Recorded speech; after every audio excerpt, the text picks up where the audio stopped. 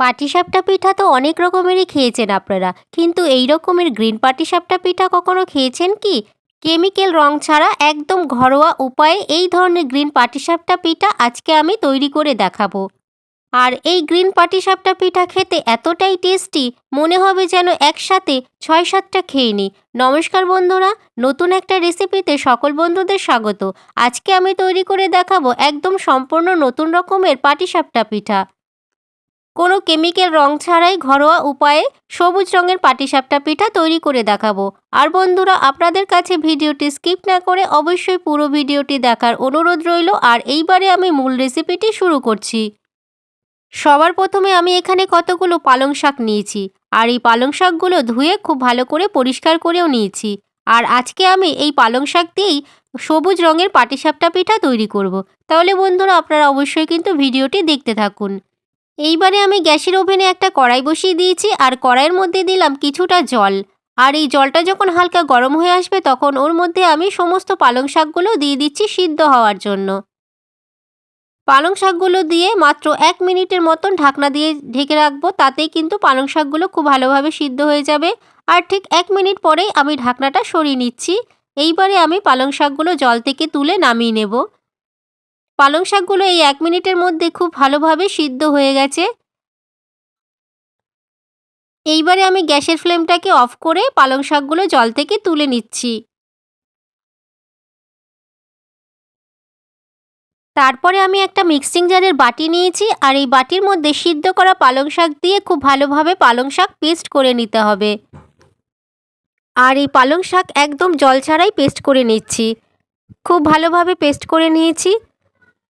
একদম মিহিভাবে পেস্ট করা হয়ে গেছে। এইবারে আমি একটা বাটি নিয়েছি আর এই বাটির মধ্যে একটা ছাঁকনি দিয়েছি।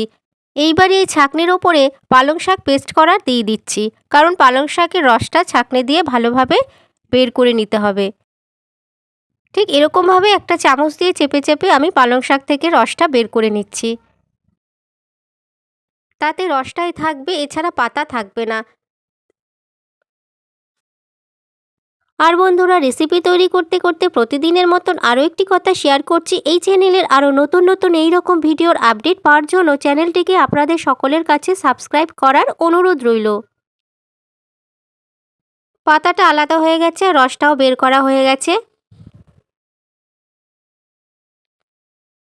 পাটিসাপটা পিঠা ব্যাটার গোলানোর জন্য সবার প্রথমে আমি একটা বোল নিয়েছি আর এই বোলের মধ্যে একটা ছাঁকনি রাখলাম। তার মধ্যে আমি দিচ্ছি ১ কাপের থেকে সামান্য একটু কম চালের গুঁড়ো আর দিলাম ১ কাপ ময়দা। এইবারে দিচ্ছি আমি ১ চিমটির মতো নুন, কারণ পিঠা তৈরি করার সময় সামান্য একটু নুন দিতে হয়। এইবারে সব কিছু একসাথে ভালোভাবে চেলে নিচ্ছি আর দানার মতন যদি কিছু থাকে সেইগুলো বেরিয়ে আসবে। ময়দা চালের গুঁড়ো চালা হয়ে গেছে। এইবারে আমি এই পিঠার মধ্যে মিষ্টির জন্য দিচ্ছি গুড়। পরিমাণ মতন গুড় দিয়ে দিচ্ছি। এছাড়া আপনারা চাইলে চিনি দিয়েও পিঠাগুলো বানিয়ে নিতে পারেন। এইবারে আমি এর মধ্যে দিচ্ছি পালং শাকের রস। এবারে একটা চামচ দিয়ে খুব ভালো করে সব কিছু একসাথে মিশিয়ে নিচ্ছি। আগে পালং শাকের রস দিয়ে গুড় আর চালের গুঁড়ো একসাথে ভালো করে মিশিয়ে নিতে হবে। তারপরে পিঠার জন্য ব্যাটার তৈরি করে নিতে হবে। তো আপনারাও এই রকমের পাটিসাপটা পিঠা একদিন অন্তত তৈরি করে দেখবেন। যে পালং শাক দিয়ে পাটিসাপটা পিঠা খেতে একটা আলাদাই টেস্ট হয়।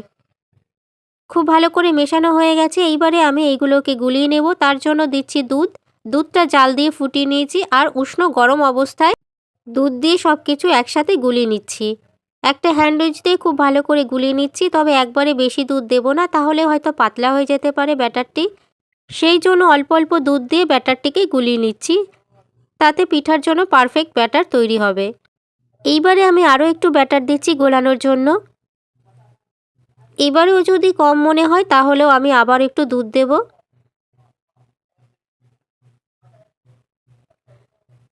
অল্প অল্প করে দুধ দিয়ে আমি খুব ভালোভাবে ব্যাটারটি গুলিয়ে নিয়েছি। আর পাটিসাপটা পিঠার ব্যাটারের ঘনত্বটা ঠিক এরকম হবে। এইবারে আমি পিঠাগুলো ভেজে নেব। তার জন্য গ্যাসের ওভেনে একটা ফ্রাইং প্যান বসিয়ে দিয়েছি। ফ্রাইং প্যানটা যখন হালকা গরম হবে তখন ওর মধ্যে আমি কিছুটা তেল ব্রাশ করে নিচ্ছি। এইবারে আমি পিঠা ভাজার জন্য ব্যাটার দিচ্ছি, 2 হাতা ব্যাটার দিচ্ছি। আপনারা যেমন সাইজ পিঠা বানাতে চান সেই আন্দাজ মতনই ব্যাটার দিয়ে দেবেন।